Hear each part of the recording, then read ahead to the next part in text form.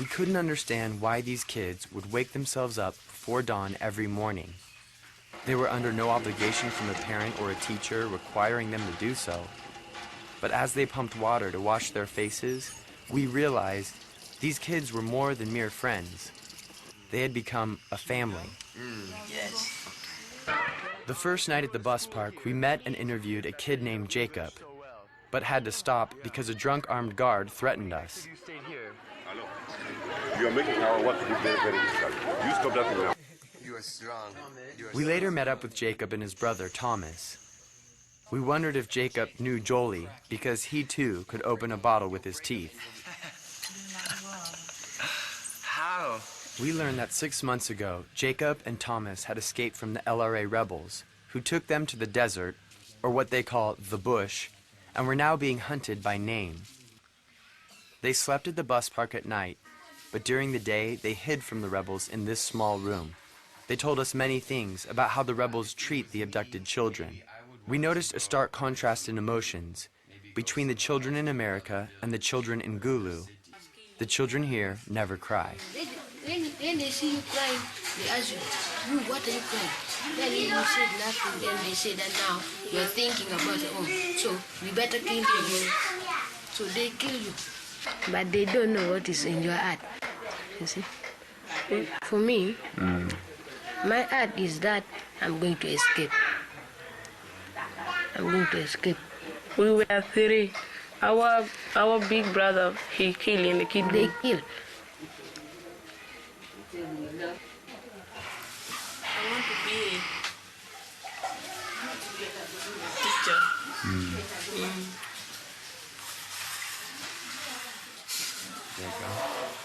For me, I wanted to be lawyer, but No money. I don't have money to pay my school fees so that I learn.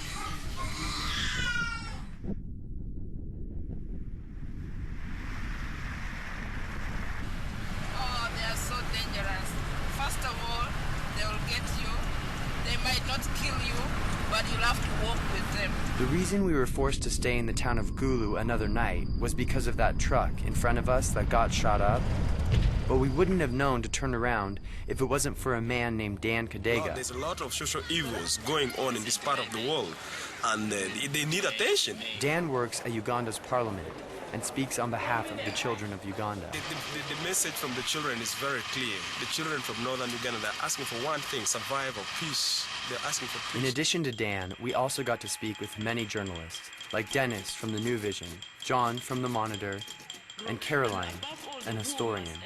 Government should try all possible means, and the community should also be involved. We wanted to understand how the 17-year war had originated.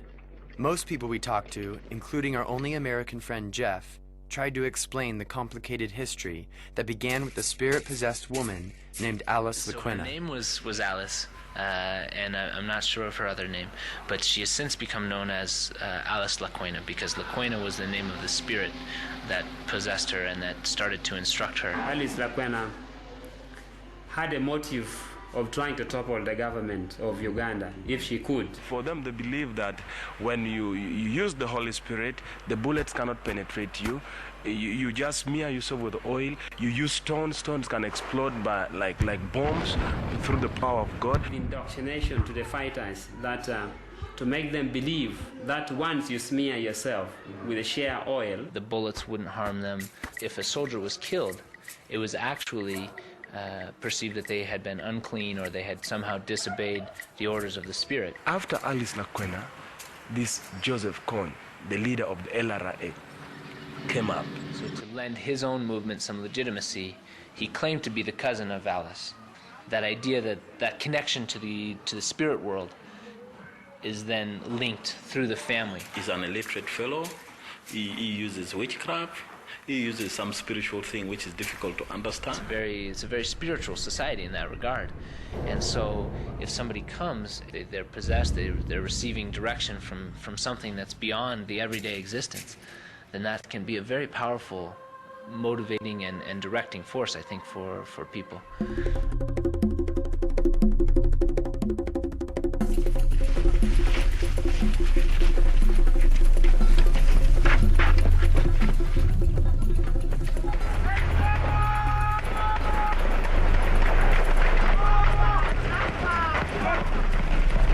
we tried to understand this war, the more complicated it became. The complication begins with how many children are abducted and what usually happens to them once they are taken by the rebels. When they get to the bush, the first few things they are taught to do is to kill. And that is it. Is to kill, go and harass somebody, like killing using a knife, beating, shooting, whatever. That is all they do. Nobody joins that fighting force voluntarily. They conscript people into the rebel ranks. They come, abduct children. They are seeking out children who are going to be the most moldable and the most easy to brainwash, essentially, into being a soldier. And in that regard, the child of 8 to 14 years is the perfect candidate. It is awful if I tell you that when they come to attack, you can even wonder that these are children, but these are fighters. They are fighting. They're brutal. They are brutal. They have been trained. They know how to fight.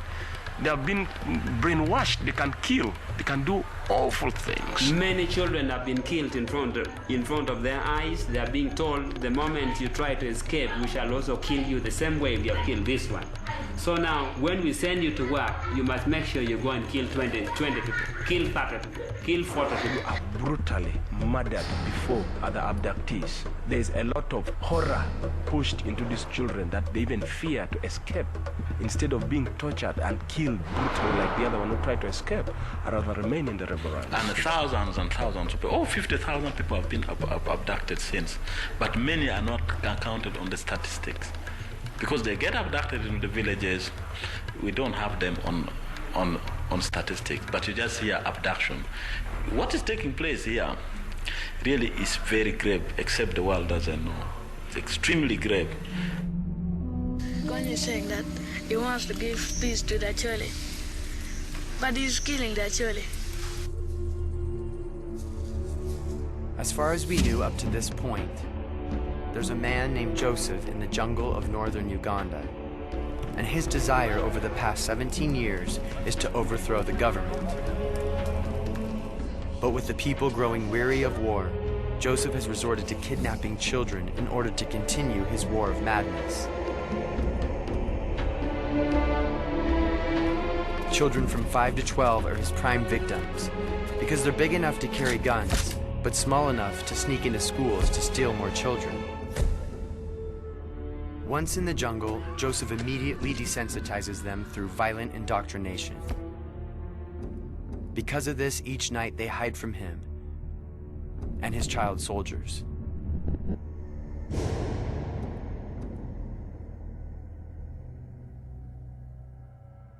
I would like to emphasize on the children who commute every night to sleep under the verandas in the hospital. My Lord, if you go there, you would weep. One day, a chance to go, and I found the children on the ground, packed together as goods. Nobody minds about this kind of thing. It's a situation of looking for someplace safe. You don't wait for somebody to set it for you. The children have to run because they fear getting abducted by the rebels.